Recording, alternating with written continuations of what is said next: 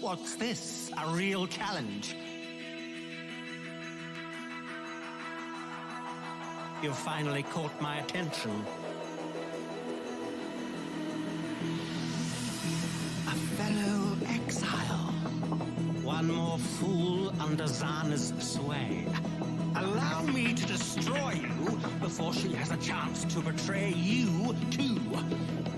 At least, my way will be quick.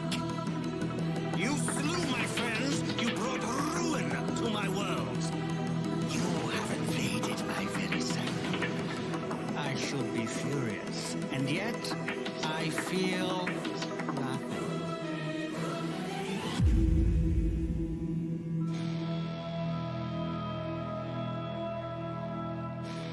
How boring and small. Destroying you is as easy as flicking a pest. Did you really think this would work? I transcended all this long ago. Feel the thrill of The void. Why run? What's the point? Your lives are meaningless. Watch guilty crumble.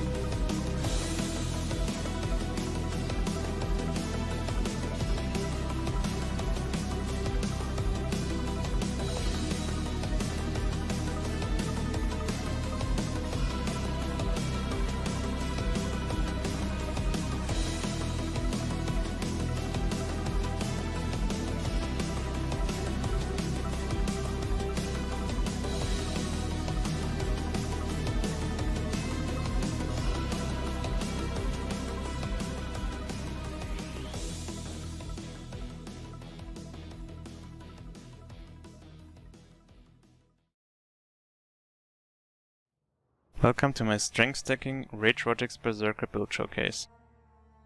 As you've seen in the intro, this character is incredibly good at killing bosses, but it also can clear every other content in the game.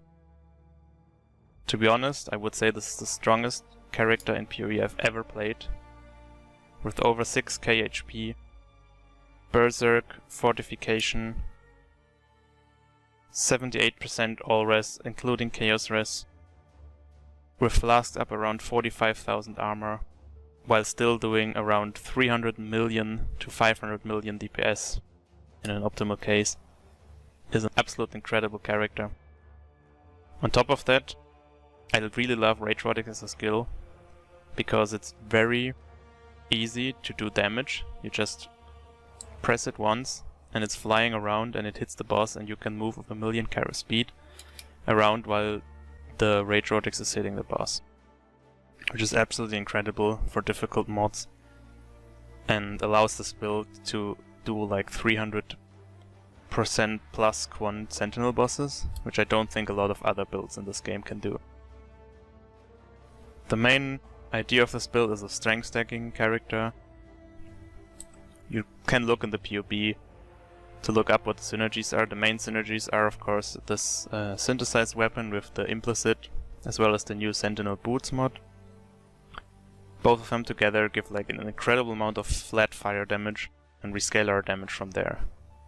Use the Battle Mage's Grind reaction, together with Iron Fortress, and of course Iron Will, getting us millions of attack damage, together with the Red Blade banner to get maximum effect of Battle Mage's Cry. The reason strength stacking and Rage Vortex work so good together is because the Red Blade banner is also needed to play Rage Vortex. I've played the Chainbreaker version before, but to be honest, the Chainbreaker version is inferior to the Red Blade Banner version in literally every way. I don't think there's a single reason to use Chainbreaker if you play like this multiple Warcry version that I play here. And the reason is, Chainbreaker gives everything a cost, which means if we spam Warcries, we lose a lot of rage, or it's very hard to sustain rage. But even what's worse, if you press Rage Vortex with Chainbreaker, it has a cost of like 13 rage, and it pays this cost first, and then it sacrifices 20% of the remaining rage to deal damage according to that. So that means we lose a lot of damage and also a lot of AoE. And since this is a fire build, we don't want the 20 rage belt, which means our circles are a lot smaller with Chainbreaker, and also it takes a lot longer to get them up. On top of that, you cannot really run Berserk with Chainbreaker. I kid you not, but this build without Chainbreaker is 50 times better. You just have to get a bit used to it. So, how does it work? Because we play a Red Blade Banner, as well as Warbringer, every Warcry we use under 25 rage puts us to 80 rage, and every Warcry we use above 80 loses us 10. So, as you can see, when we press 1 we get to 80, if we press again we get to 70, and so on. The best thing I've ever done in this build is Berserk on left click. This means Berserk activates every time you have rage. This means we are more often than not low enough to get back to full with another Warcry. And then when we time it a bit around this, it's get a bit used to it, but you will start to Warcry into Rage Vortex. And as you can see, I'm always full Warcry when full Rage when I Warcry, after I Warcry, so I can get a big boy Rage Vortex. So we're using 4 Warcries, which scales our damage immensely.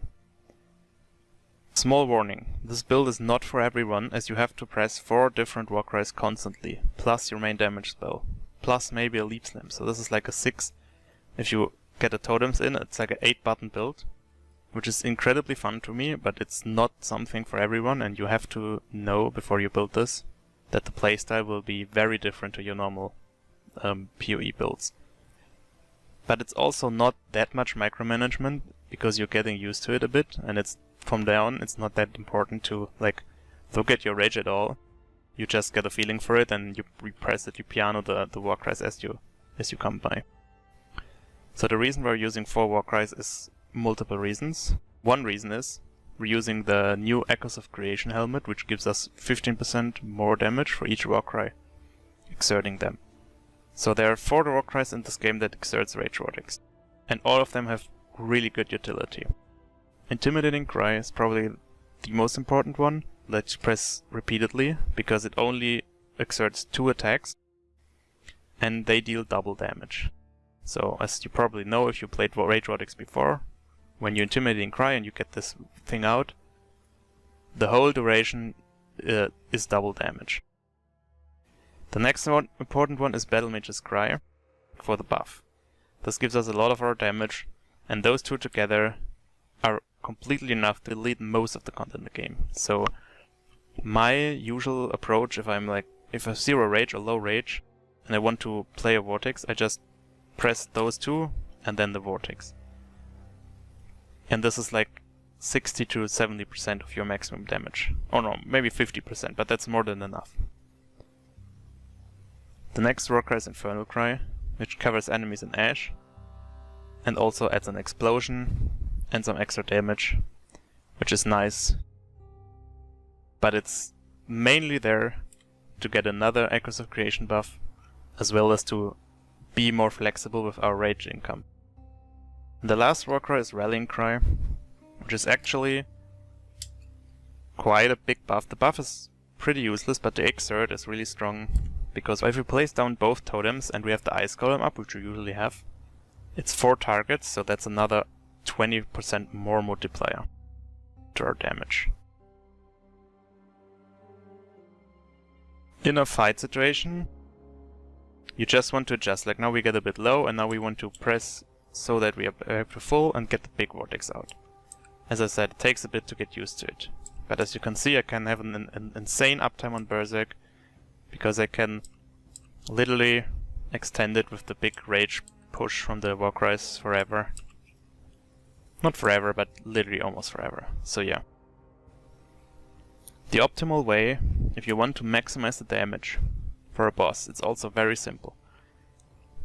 We have 3 of those Warcries socketed in the helmet, which gives them a second charge.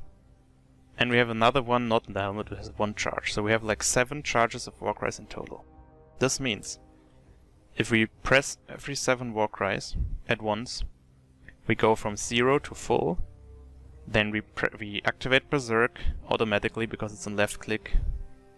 And then we go down 10 by 10 by 10, and with the last Warcry from the 7 we go back to 80. So that means we get the biggest rage Vortex possible at maximum rage if we press it exactly after that. And we still profit from everything else. We profit from Warbringer. We have sacrificed rage recently, which gives us 50% more attack damage. We profit from the Warcry Mastery if we take it with 20% increased damage for each time you've Warcraft recently, which stacks up to 7 times, so 140% increased damage. And so on and so on. So I can show it, and then you can press it after each other, or you can just like hold all 4 buttons closed.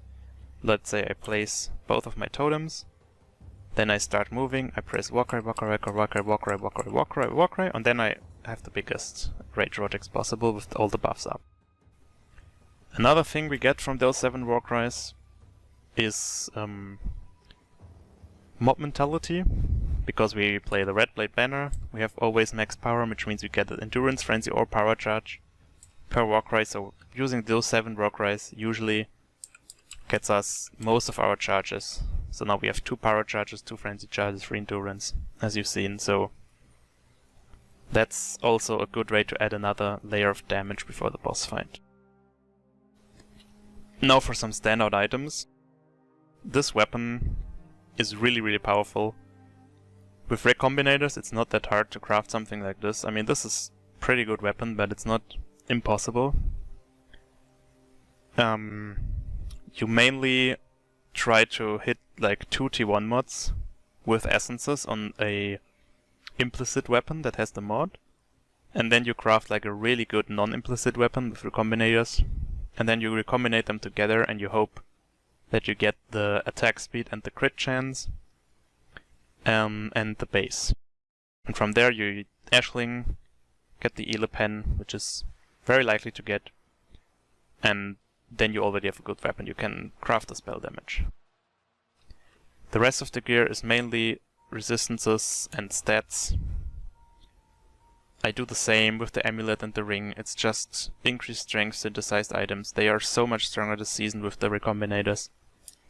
You just have to risk a bit, but it will work, and then you will get amazing synthesized items. Some amethyst rings for more chaos res. Gauntlets with chaos res. UCZ, they don't have anything particular. You want strength and some resistance and maybe suppress. These boots are probably my most expensive items and not easy to craft, but you don't need the spell suppress. The only thing you really need is like movement speed and the fire damage per attacks, per 10 strength, some life craft, and then you're good. Yeah, you want Battle Mage's Cry buff effect and action speed on the boots, and you want fire exposure on hit and crit or attack speed on the gloves. You can go for more spell suppression. You can actually cap spell suppression with this build later when your fire pen is on level 5. Which gives exposure, so then we can go for even more spell suppression on here. The reason we can cap it, let's go a bit over the tree. So you take all the life. Life is really percent life is really strong for this build because it gets so much flat life with strength. So you take as much percent life as you can afford. More max resistance just to be more tanky, some more chaos res. You need this Warcry cluster, it's very important for the Warcry speed, and you also need to not exert traveling skills. This is just for more accuracy. Here is a perfect spot for a lethal pride, because we need this one anyways for the 10 maximum rage. So try to get the best lethal pride possible at the slot to get this, and this node up. I have 5% strength here, and some life here. This is useless, but this is still a very good. Then you want to go up here, take more percent life, and take Iron Will, get the socket here later. Here get more life, some movement speed and attack speed and accuracy, just a good node in general. You need this reservation efficiency here, just this 8% and this 15%, but you can also do it a bit differently. But I like this version, and also with the precision to get a lot of accuracy and crit from our boosted precision aura. Here we get the fire pen, which is really strong, some more damage per 20 strength. You can also go for the extra fire exposure, it's probably more damage, but I was too lazy to switch. Crit nodes, more crit nodes, fortification, 4 nodes for 20% less damage. This is also a very important Warcry cluster, because it gives 40% buff effect, which is insane damage. Here you can also choose the life when you Warcry, or the 20% increased damage for each time you've Warcry recently, which is like 140% damage on bosses. But to be honest, I have more than enough damage for every content in the game, so I prefer the quality of life. Getting the life is especially nice for cannot leech and cannot recover and everything maps. More life, strength of course, more life, socket, more life, and more crit nodes. So for the cluster jewel I run this strength stacking 12 passive cluster jewel. This is quite expensive. You can also play like an 8 passive spell damage jewel, or some even some shield clusters with veteran defender.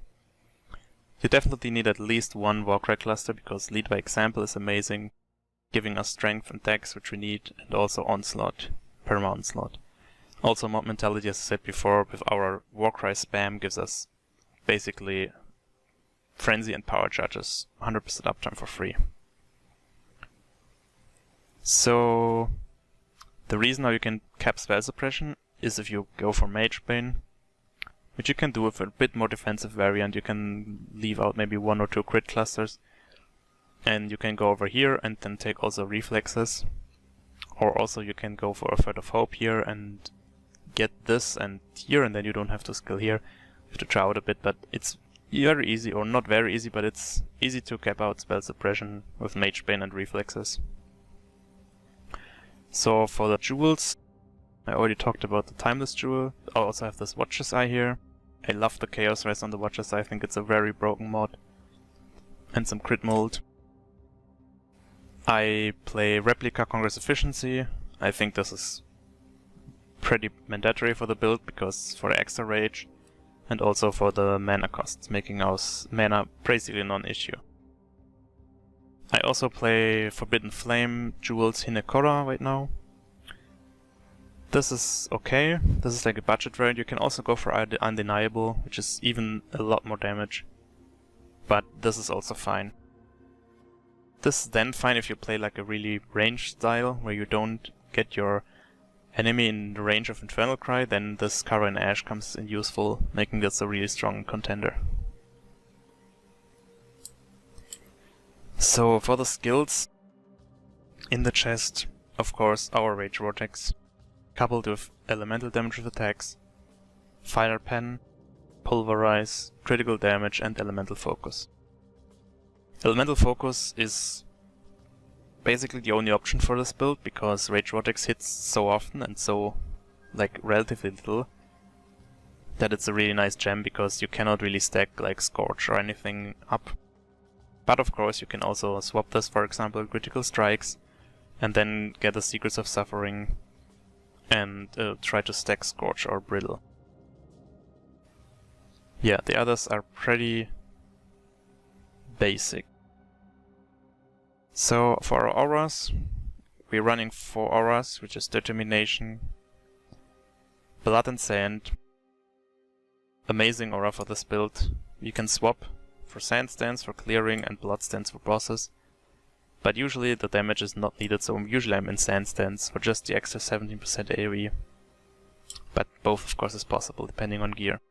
And then our precision, I leveled this to the max to get the flat accuracy rating that we need. It's very hard to get flat accuracy on the gear because of all the stats we need, like strength and the suffixes and the weapon as well, so it's really good to get the flat accuracy from precision.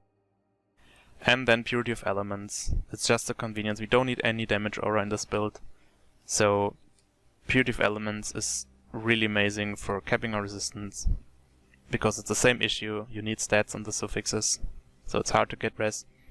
And also the immunity to elemental ailments is just such a quality of life. If you want to run a more offensive setup, you can go for Skitterbots, which is probably the next best offensive aura. And if you want even crazier, you can also go for Anger, but it's not needed, so yeah. I think these 4 auras here is a perfect setup for now. In the helm, I run, as I said, 3 of the 4 war cries. It's important to run Battle Mage's Cry in the helm, and this Ice Golem. This means the Ice Golem is permanently up, and I really love this interaction. And this means we cannot cast it by ourselves, but every time we hit an enemy, we basically spawn him, but he only gets spawned when he's not there, so as soon as he dies, he comes back, which is just another accuracy and crit strike chance source, and also another minion to buff our Rallying Cry.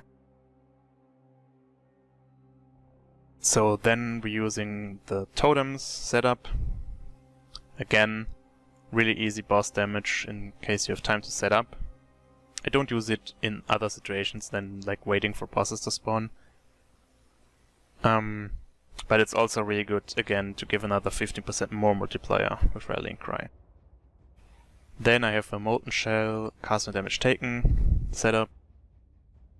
You definitely want this because you don't want to cast it by hand, since you already have so many buttons. And our Leap Slam, which unfortunately cannot be linked to anything in this setup right now. And our Berserk. We can get another socket if we get like a shield with level 23 determination. That's a really powerful upgrade. Then we can get another link in here somewhere. But for now this is pretty starved. Yeah, then last but not least I have this Assassin's Mark on hit setup. We have enough mana to cast this and it's really powerful. I would not give this up, and also again, I would not cast this by hand. Just because of the quality of life, you just don't have the buttons to do that. And here's the last war cry. So yeah, for flasks, take a life flask if you feel like it, and then just some armor, some crit, whatever you want. I have this Bottle Faith here. It's a crazy damage multiplier, but to be honest, most of the time it's not that needed. But you can put it in to nuke bosses even harder. So yeah, that's it for the build.